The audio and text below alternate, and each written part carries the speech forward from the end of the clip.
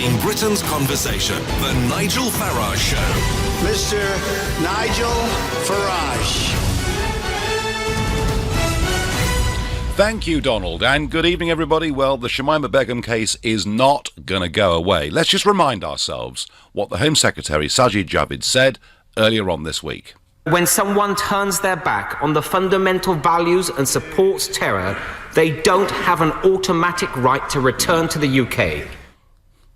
Well, that all sounded pretty good to me, and I rather agreed with that. But that was at the time when the Home Secretary thought that because, at the age of 3, Shamima Begum had come to this country from Bangladesh, that she had dual citizenship. So the Home Secretary was quite prepared to take away her British passport, knowing that she had a Bangladeshi one. Since then, of course, they've told us that they want nothing to do with her. And since then, the Home Secretary has been really very quiet on this issue. But Jeremy Corbyn today decided he would speak about this, and he described the Javid statement and saying that the passport should be taken away as a very extreme manoeuvre. And Jeremy Corbyn really does think that Shamima Begum should come back to this country, and indeed, he thinks she needs help. Let's listen to him. She was born in Britain. She has that right to remain in Britain, and obviously there are a lot of questions she has to answer, but also some support that she needs. And Diane Abbott set this out on our behalf yesterday in Parliament. She obviously has, in my view, a right to return to Britain. On that return, she must obviously face a lot of questions about everything she's done, and at that point any action may or may not be taken. But I think the idea of stripping somebody of their citizenship when they were born in Britain is a very extreme manoeuvre. Indeed, I questioned the right of the Home Secretary to have these powers when the original law was brought in by Theresa May when she was Home Secretary. So she should come back to the country and she needs help. The whole tone from Jeremy Corbyn is almost, let's welcome her back, ask her a few questions, let's give her lots of help, money I suppose as well. There's no condemnation from Corbyn whatsoever, and I think there should be, because she has shown no remorse whatsoever. You know, she even talked about that appalling bombing at the Ariana Grande concert in Manchester as a fair retaliation. She's clearly completely signed up to the ISIS ideology. And you know something? You can only help people, you can only offer forgiveness if they've actually repented of what they've done. In no way has she done it, and I personally think Corbyn is completely off beam with this. Yes, I know that under international law you're not supposed to make people stateless. I understand that, although America, as we'll discover in a few minutes, takes a somewhat different view. But honestly, it seems to me, perhaps I'm wrong, but it seems to me the vast majority of people in this country do not want somebody coming back into this country who is still of that ISIS mentality. And of course, just to confuse it slightly more, she has a young son, of course, that was born earlier this week that would also be coming with her.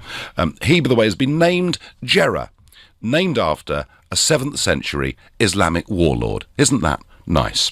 So tell me, do you agree with Jeremy Corbyn that she should be allowed to come back into this country and given the help that she needs? And if you think, yup, Corbyn is absolutely right, it's morally the thing we should do, call 0345 6060 973, or maybe like me, you think Corbyn is completely out of touch with public opinion and his emphasis on the help that she needs is in fact the wrong way round. What we need her to do is to repent of what she's done. Is that how you feel? Please text to 84850, or maybe, like the Home Secretary, you find yourself in something now of a dilemma over this issue, in which case tweet using the hashtag Farage and LBC at LBC, and of course Facebookers, you can comment there too. The problem is, if she is let back into the UK, then surely she's got to ditch her jihadi Dutch husband, otherwise he would be eligible to join her. Well, that's a very, very good point, Andy in Manchester. If she was let back into the country, it would be very difficult. It would be difficult to stop the Dutch husband coming in, although I think in that situation, you know, the Home Secretary could quite fairly say that he poses a threat to national security. But then again, I think she poses a threat to national security. That's my view. What does Maria in Walthamstow make of Corbyn's statement today? Good evening, Maria. Hello, hi. Actually, Hi there. I agree with Jeremy Corbyn. I think she should be allowed back. Obviously, there would have to be some sort of something put in place, some kind of anti-radicalization policy or something. But she should be put back, because what crime do we have against her? What has she done? Do we have any? Well, she's joined an organisation. She's joined an organisation. At what age, though? Bear in mind, what was her age? Well, she's now 19. She's now 19 years old. Is her marriage even legal? Would we legalise somebody who's married at the age of 15, a school child? No, we would call that rape, or we would call that groomed person.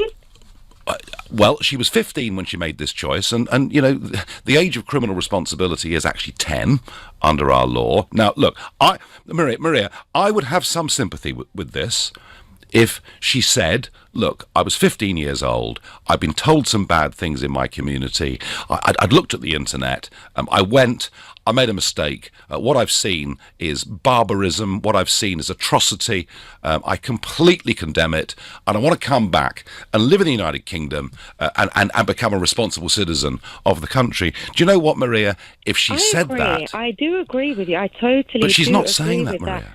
But then again, I also do know when somebody's young, they're very easy to brainwash. They're very easy to manipulate and brainwash. She was a schoolgirl. But Maria, are very vulnerable. We know that. That's a fact. But she's 19 now. But she's 19 now. How they work. They give in to the assaulter or whatever, But we're not taking any of that into account. Also, this is her home. This is her home. Why is she turned her back on this as her home. She went to be part of an organisation that is an enemy of this country, an enemy of all of our values, and now Mr. Corbyn seems to think she needs help. Presumably that means a council house and some money and all the rest of it. And the point I'm making, Maria, is I genuinely believe that Jeremy Corbyn is wildly out of touch with public opinion on this issue. I disagree with you. The reason why I disagree with you is because if we have a child who's groomed into some kind of sex slave thing, we would see that child as a victim. Even when they reach the age of 19, we would help that person and we would try and bring their brain back in touch with reality. We would want to support that person and treat them as a victim. Now, we know she has the wrong mentality. That's a fact. I'm not arguing with that because I'm a Muslim and I disagree with that, with everything that she's done, everything that ISIS have done. But I'm a grown woman, and I know that because I haven't been brainwashed as a child. I've been brought up by my family to believe Islam is a peaceful religion. We know that's a fact. I'm not easily brainwashed, but I know a small school girl can be brainwashed. Instead of looking at her as a victim and wanting to support her, we're trying to think of ways to kick her out of her own home. I'm really disturbed by the fact that people were able to leave here and join Israel and fight and come back heroes, and yet when somebody leaves to join ISIS, we have this double standard. Yes, well, not really, wrong. not really, Maria, because we've had people go out to the Middle East and fight against ISIS who have faced the weight of law in this country. Maria, you make an impassioned case for a young girl that has been brainwashed, and I thank you for making it. But I'm sorry, she's 19. What if she comes back to this country? What if she comes back and starts to get together with other extremists and plots some atrocity? It's just not worth the risk, in my view. Simon from Harlow is a new caller. Good evening, Simon. Good evening, Nigel. Hello. Hello there. So is Corbyn right about this, or am I right that he's out of touch with the way most people feel? Well, I believe Corbyn's wrong and you're right. Okay. Not unusual. Yeah. Well, that depends on the point of view you take on life, I suppose. Indeed, yeah. But, I mean, Corbyn is basically saying, isn't he, that international law means that she's got a British passport, this is her home, and there isn't much we can do about it. That's really what he's saying, Simon, isn't it? Well, my point, and the reason I called, is because, if I could use an example, if you committed a crime in America as a British citizen, you wouldn't be taken back to Britain to be tried. You'd be tried in the country where you committed the crime. Yep. And I understand Syria is not an ideal situation, but there's still a rule of law. We're concentrating on Shamima Begum, but there's a great number of people in a similar situation. We shouldn't set a precedent. And it's not just jihadi brides, Simon, is it? I mean, the US at the moment have 900 captured jihadis who come from France, Germany, Belgium, and the United Kingdom. So it's not just her. There's nearly 1,000 people in this position who want to come back to various European countries. Simon, it seems to me, if we don't trust the judiciary in Syria, what we ought to do is convene an international court. And let's hear them in Syria. I agree with that. Would that make sense to you? It would indeed. And then no one can say they don't have the benefit of justice. No, Simon, I'm absolutely with you. Are there any circumstances, Simon, in which you think we should allow her to come back to this country? Well, everyone is considering the baby, which is quite right. But a lot of these women went over there, and the purpose was to create babies. So I imagine there's a great number of women in the same position. I don't think the number of women is huge. I think, from this country and other countries, we're talking about dozens as opposed to hundreds. I think at one point it was nearly 200 in total had gone over there. But hey, Simon, thank you very much for your point. Dave from Wimbledon says, here's the key point as I see it. Any form of revocable or conditional citizenship is problematic, as factually it establishes an inequality. Some people are more British than others. Using the logic applied in this case, a UK citizen born to British parents has a different status to a UK citizen born to foreign parents. This can't be right. Dave, I do understand what you're saying, but the difference surely here is that when you are a UK citizen and you opt or choose to go and fight for somebody, to be part of an organisation that is an enemy of this country, I think in those circumstances you have forfeited your right. That's my view. You're listening to the Nigel Farage Show here on LBC. It's 6:15 and time for the news headlines with Lisa Aziz. Well, Shamima Begum must come back to the country, says Jeremy Corbyn, and she must be helped. The Home Secretary doesn't want her to come back, but I'm afraid he's not going to take away a British passport because she doesn't have a Bangladeshi one, and this is going to run and run. Fascinatingly, I'm here in New York today. Exactly the same debate is happening here in America because Hoda Mutana, who's 24 years old, was a jihadi bride, and she now wants to come back to America. She's from Alabama. There are some differences, though, because she says that she was manipulated and she wants to return to America to undergo therapy. She is apologetic for some of the appalling things that she said on Twitter, where she urged people in America, she urged Muslims in America to go out on events like Veterans Day, etc., and commit atrocities. But she has shown some degree of repentance. She said she's prepared to undergo treatment, and yet President Donald Trump tweeted publicly that he'd instructed Secretary of State Mike Pompeo not to let Miss Mutana return to the United States. And I tell you something, she's not coming back to the United States. Even though there's repentance, she's not coming back to the United States. There are no circumstances under which that would happen. And yes, there are some people here saying, well, what about international law? And the response we get from the Trump administration is national security comes first in all circumstances. That is how the Americans are dealing with it. I have to say, I've got more sympathy with how they're handling this than perhaps the way that we are. Gareth from Rugby feels very strongly about this. He says she simply cannot be allowed to come back and live amongst us with her family. There have to be consequences. We must set an example. We can't afford to be soft with these people. Whatever happens with her is a precedent for others. Well, Gareth, actually, it's worse than that, because already over 400 ISIS fighters are living freely in this country and walking the streets as I speak to you now. We have been incredibly soft and I think stupid on this whole issue. Michael in Belfast is a new caller to the show. Good evening, Michael. Hi Nigel. Hi, how are you? I am well. So, is Mr. Corbyn right or is he wrong? Yeah, no, I think he's right. I think we're setting a dangerous precedent, rescinding somebody's citizenship. I think allowing our government to do that, setting a dangerous precedent. And I think also she's a 15-year-old girl. She's not now, Michael. Yes, but she was when she left, so she was a 15-year-old girl. And if a 15-year-old girl in this country was married off and became pregnant to a grown man, what would that be considered? Well, what if she'd been 16, Michael? What if she'd been 16? But she was 15 when she left, so as we know now, she's had three children, so at some point she must have been pregnant when she was 15. So, she's you know, in this country that would be seen as paedophilia. You know, if you understand what I'm saying. So you think she's a victim, Michael? Do you? Yeah, I think she's a victim.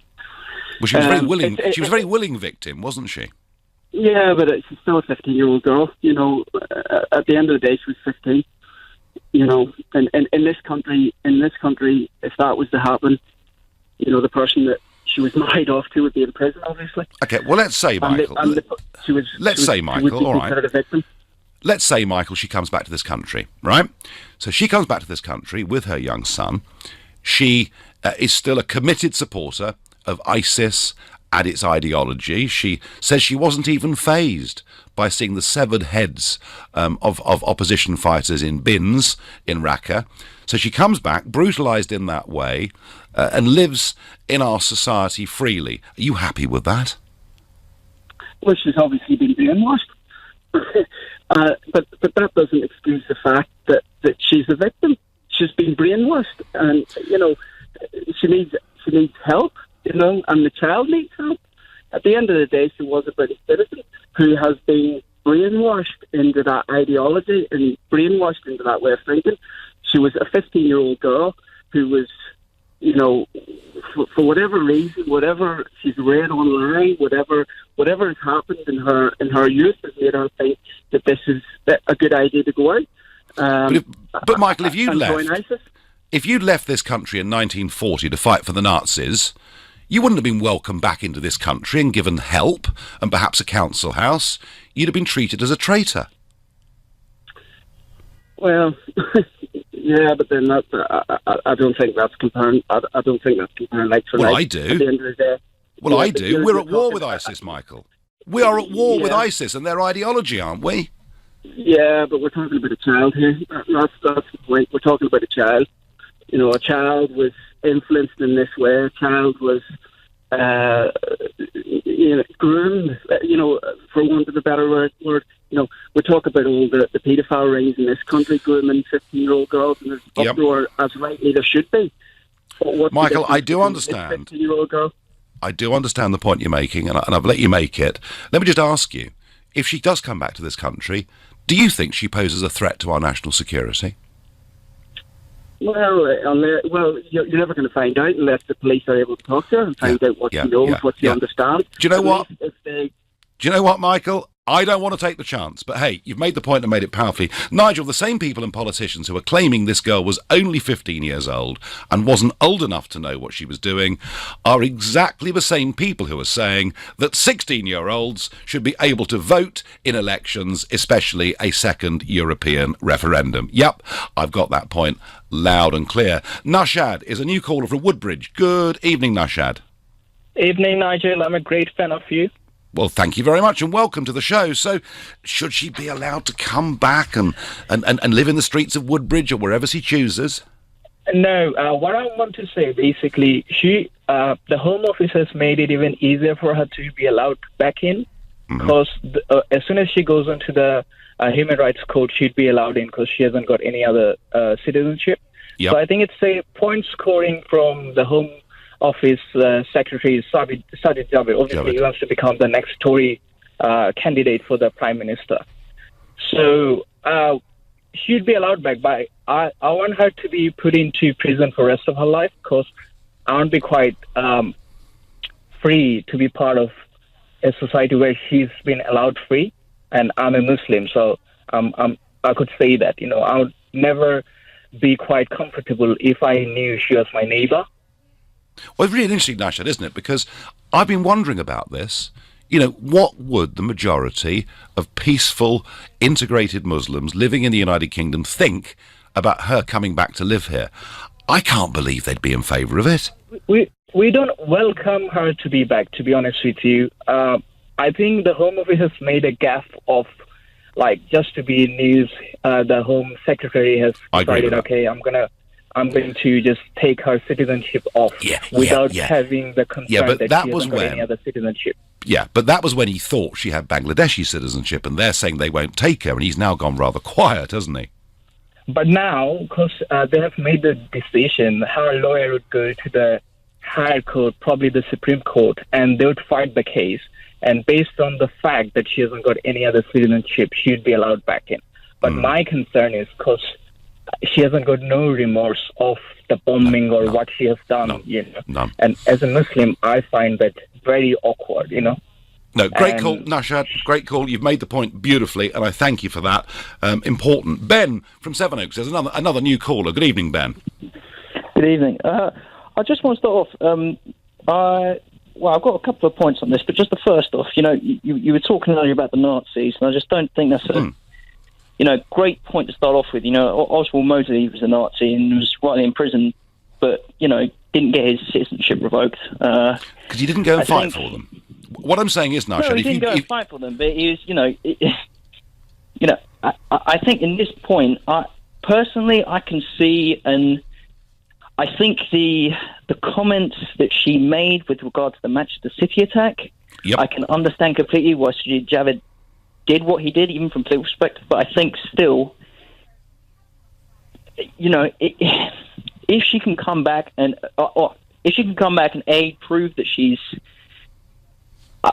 completely changed her perspective on these things, then I think she should be given the chance to at least atone herself.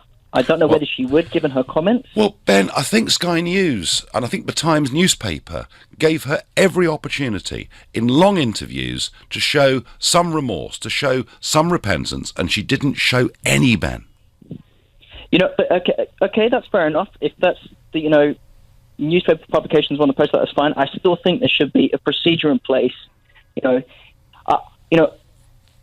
I don't agree with what you could argue. ISIS is the product of American, British invasions, whatever. But the fundamental aspect of the violence that some of the people have done, I do not agree with whatever. No, but sure. But the principle that she should have the right, even just to go in front of us, regardless from all these newspaper headings, she should have the process the same as anybody else. And then, I tell you what, Ben. If we're going to do that, let's do it in Syria. I'm out of time. You're listening to the Nigel Farage Show. It's 6:30 and time for the news with Lisa Aziz. Well, as both Britain and America discuss returning jihadi brides and whether they should be allowed to come back into our countries, there's a lot happening in Brussels. Mrs May, of course, was there yesterday, meeting Juncker, meeting Barnier. Today, Jeremy Corbyn is there in Brussels. And Jean-Claude Juncker has said overnight that he's not very optimistic about preventing the UK from crashing out of the European Union next month. He says a no-deal Brexit would give terrible economic and social consequences. And believe you me, they are absolutely desperate for Mrs May's deal in the end to get final approval, and yet they're not going to give her very much on the backstop. I'll tell you what Brussels really wants. What it really wants is us not to leave on the 29th of March, for this to be extended by a year, because they think, well, I tell you what, once the Brits have extended membership once by a year, they will do it again and again and again. So Brussels giving nothing. They may talk about their fear of a no-deal Brexit, and it would have disastrous effects for them, but they know that actually a third of the cabinet wouldn't allow it. This will go right down to the wire, in my opinion. And the last two nights we talked about this new independent group, and a very common word that came up through your messages and through the debate was that of hypocrisy, given that all of these people from both Labour and Tory parties were elected on very clear manifestos in 2017 that their parties wanted to honour the referendum result.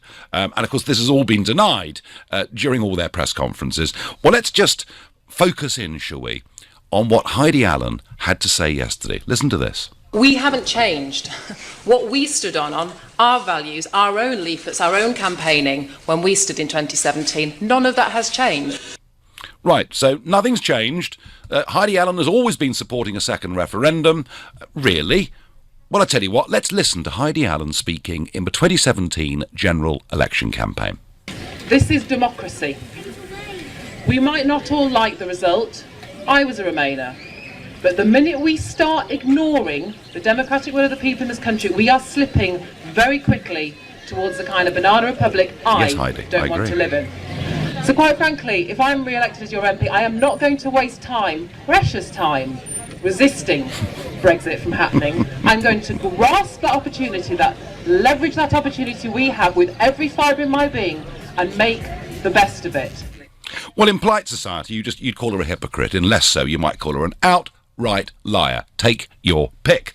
Right, let's get back to this issue. Is Corbyn right when he says Shamima Begum should be allowed back into Britain and that she needs some help, as if she's actually more of a victim than she is a threat? Vicky says to me on Facebook she should be allowed back in as she's not committed a crime, and to persecute her for others' actions is wrong. However, as a mother, would I want my child raised where everyone hates me and will blame my son for his father's actions? I would follow our laws and place her on a watch list and fingerprint both people in case of future issues. Everyone makes mistakes. Vicky, everyone does make mistakes. I don't want her to make another mistake, and to make it when she's living in this country. And the point I think many of you seem to be missing about this is ISIS are the enemy. They're an enemy of this country, an enemy of our values. She chose to join them, and she still supports their ideology. There is absolutely no contrition from Shamima Begum whatsoever. Michelle says, how can it be that 400 jihadis were let back in and this young girl is not? Double standards that smacks of sexism. Well, I don't agree with that, Michelle, but I do think the real double standard was that we were quite happy to kill British jihadis in Syria using drone strikes, and yet the next day, when they come back to Britain, 40 have been arrested, the rest are free to walk the streets. That's been the double standard.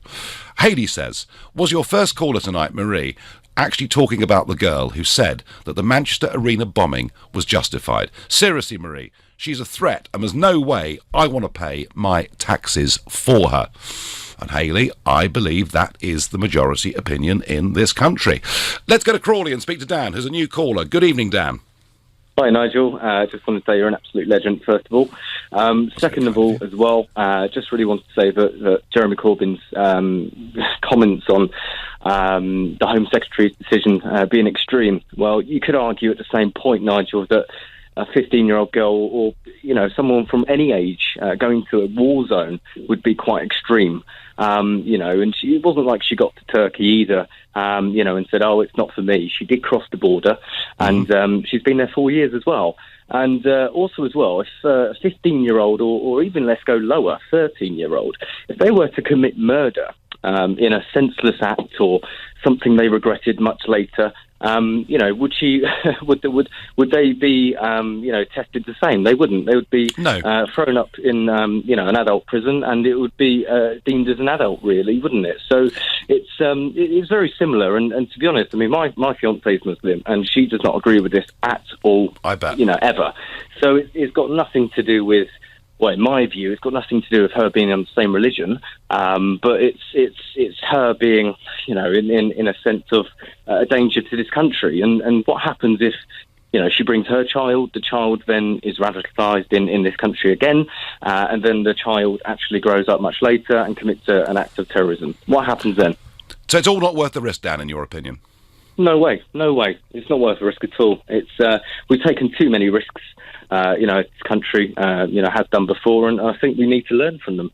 Something that, to be honest, left, right, or centre, all my friend group have been quite behind the fact of her not coming back, really. No, Dan, thank you for that, and I rather agree with you. I think that is the big majority view. Thank you. And Corbyn, I really think he's in trouble politically anyway. But why is it he always seems to sympathise? He sympathises with the IRA, he sympathises with all sorts of Palestinian terror groups, and now he sympathises with somebody who is still committed to the ISIS ideology. I don't get it. Caroline in Hants says she and her husband with their baby would not be wishing to leave Syria if ISIS had not lost and been driven from the last bastion of land that they held with Syria. Well, I think that's probably absolutely right. We are back to Belfast again to speak to Paul. Good evening, Paul. Good evening, Nigel. Nice to speak to you again. I spoke to you once before. I remember. About Brexit. Yeah, I'm sure you do, yeah. I do, very much so. So come on, Paul, tell me. Tell me I've got this all wrong, Paul. No, I'm not going to tell you that at all, Nigel, because everybody's entitled to their opinion. You're entitled to yours. You're an intelligent man. I mean, clearly you're a very intelligent man. I'm not saying that to sort of bump your ego, and you clearly are. But that's very sweet of you, Paul. Yeah, the bottom line is that this is a 15-year-old girl who was probably more than likely raised in a very sheltered environment. I mean, can you imagine the sort of upbringing she had until she reached the age of 15 within that household, if it was a household that was very sort of ultra-religious or ultra-fundamentalist, whatever. And then at that stage, she then gets bumped at the age of 15, bumped straight into a war zone. And for 4 years, over that course of 4 years, she has 3 children, 2 of which die, and 1 of which is still alive, thankfully.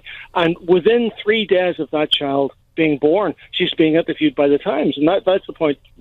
I did originally ring up to make some other points, but I'm just going to make this point.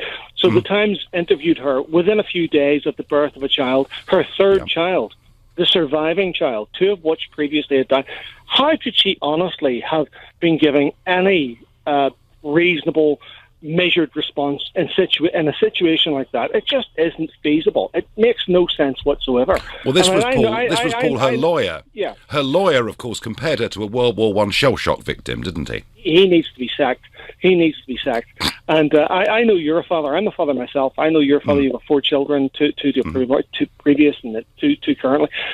Think about your own situation. If you had a 15-year-old daughter who'd been through, who you had imagine you had no contact, they were brought up in a very sheltered environment, very cosseted environment where they were being fed certain ideologies, and at the age of 15 they were then again even further radicalised. And over that 4-year period, they had 3 children, 2 of which died, 1 of which survived. How on earth could that person at the age of 19 be anything other than shell-shocked? She's more than likely suffering from PTSD. She's more than likely suffering from some sort of mental health all of that problem. may be true. All of that may be true. But look at the American case. The 24-year-old American jihadi bride, she is at least repentant of what she's said and done. Shamima Begum is not. Paul, do you think if she does come back, do you think she's potentially a danger to this country? You said it yourself, Nigel. The 24-year-old that you said is now repentant. How do you know that she's not going to be repentant by the time she reaches 24 years of age? That's 5 years away.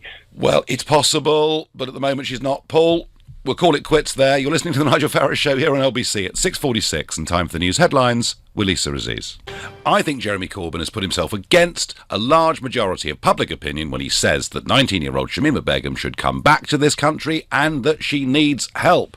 Before I get back to your thoughts on that, try this one for size. So the 2020 mayoral election contest in London is going to be counted by a new company, and they're going to charge a fee of £8.9 million to do the job, which is double what it cost last time. And the contract has been awarded to a firm called Smartmatic. And the CEO of Smartmatic is Lord Malloch Brown, who just happens to be the head of the anti-Brexit group Best for Britain, just happens to be a very close associate of George Soros's. And the real cherry on the top for this one is the firm is Venezuelan-owned and has overseen the country's elections there for several years. Indeed, in 2017, it was forced to admit that the turnout had been tampered with. I mean, you couldn't make this up, could you? At a time when Sadiq Khan keeps saying that London is short of money, they're prepared to pay double what they paid last time to have the thing counted by a firm run by one of the biggest Remainers in this country. Nice work, if you can get it, I suppose. Let's go back to your calls on this subject. I'm going to go to Lisa in the Docklands, who is a new caller to this show. Lisa, good evening to you. Hi, Nigel. Hi there. So, should she be allowed to come back in this country, and is she a victim that needs help? No, she's not a victim, and I'd say leave her where she is. She's obviously a national security risk, and to be honest, she's probably safer in Syria than what she would be if she come back to London. Well, there is an issue with that, Lisa, and a former senior policeman said at the weekend that, you know, it would be very difficult for her to live like a normal life, even if she wanted to, back in this country. And we would have to pay for that as well, so leave her where she is. She wasn't a child when she was chatting to ISIS members in this country, when she showed interest in a terror organisation and decided that she would contact them and maybe have a little chat before she went. And she keeps was 15, Lisa. Brainwashing. She was 15, Lisa, at that time. She was. When I was 15, I wouldn't have jumped on a plane and gone off to Syria. So she didn't act like a 15-year-old. most 15-year-olds, I can remember I was going to run away from home one day. Got to the end of the road. I was too frightened that my dad would tell me off, so I went straight back. What she did, she carried out exactly what she meant to do. She knew what she was going there for. She knew she was going there for a man. She knew she was going there to wash pots and have babies, and that's exactly what she did. She only wants to come back now because he has handed himself in and her mates are dead, probably. Well, yeah, So because now ISIS she's has been on her beaten. own, wants to come Yeah, back. no, I agree with that. Lisa, are there any circumstances... I mean, let's just say that rather than attempting to justify that appalling murder scene in Manchester, that she showed some remorse and gave some apology. Perhaps in those circumstances, would it be justified for her to come back? Oh, no, I don't think there is. I don't think, men died in this country to free this country and make it what it was. You can't allow people who have been, now live in this country, and I think she should be made an example of. Use it as a warning. This is what you do and this is what you're going to get. Lisa, you've said it very clearly. Thank you very much indeed. And Tom from Basingstoke says, this jihadi bride only wants to come back because ISIS are losing the war. Yes, Tom, that is absolutely right. If the family of Shamima Begum fight the decision made by the Home Secretary, who is going to pay for all the protracted legal proceedings? Is that going to be paid for by beleaguered British taxpayers, asks Peter Smith. Peter, I don't know the answer, but I think I probably do know the answer, and I suspect that you are right. I'm going down to Shaftesbury in Dorset to speak to Louise. Good evening, Louise. Hi, Nigel. Right, I've got to stick my neck out here because Go on. I can't actually. This is like watching a lynch mob. For instance, this girl there's been a lot of media coverage saying that she's not sorry. Well, hang on a moment. She sat in the middle of a Syrian camp. She's probably surrounded by a lot of very dangerous people. Do any of us really expect she's going to say while she's in that position that she's sorry? Do we really expect her to say that while she's in that middle of that Syrian camp?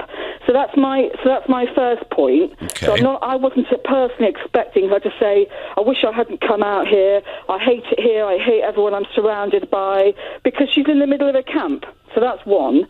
A second problem I've got with the behaviour of of the United Kingdom is actually we're supposed to be a Christian country. And I don't think we're behaving like a Christian country. So Louise, Christian forgiveness comes for those who first repent of their sins. That is the whole essence of Christian forgiveness. And I'm all for Christian forgiveness, Louise. I really am. And I do understand your point that she is there in a camp surrounded by many other people, from that ideology. But I think she went so far in the interviews, way further than she needed to go. She didn't need to say things like, I wasn't fazed by seeing severed heads in bins. She volunteered it. She's really clearly very naive. And actually, there's also another thing that a lot of people don't understand, and that's the behaviour. That's when children are brought up inside a very strict religion, she has been brought up. She has been brought up to believe what she believes. I listened to some of the interviews that she did, and she said, I came out here to live by Sharia law. Now, we haven't actually addressed the gap between the Islamic communities in this country and the British and the English communities. When a lot of Islamic people came to this country many decades ago, we were a very strong Christian country. And when we were a strong Christian country, whether we agree with whatever, we had a much stronger moral code of living in this country. And I don't want to get into what's illegal now and what was illegal then. It was easier for Islamic communities to fit into this country back then. And actually, as the decades have gone, that's actually changed. Well, so there's a huge gap. You're right. I mean, Louise, you are right. There have been huge social changes in Britain in terms of gay rights, in terms of attitudes towards women, and that has led to a clash in some cases between existing communities, indeed, and some of those Islamic communities, but not all of them. Louise, thank you. Thank you, everybody. I am going to be back on Sunday morning in London at 10 o'clock. But for now, I'm handing over to Ian Dale. I listen to you when I go and get my Sunday papers, Nigel. Oh, thank you, Ian. Just thought you'd like to know.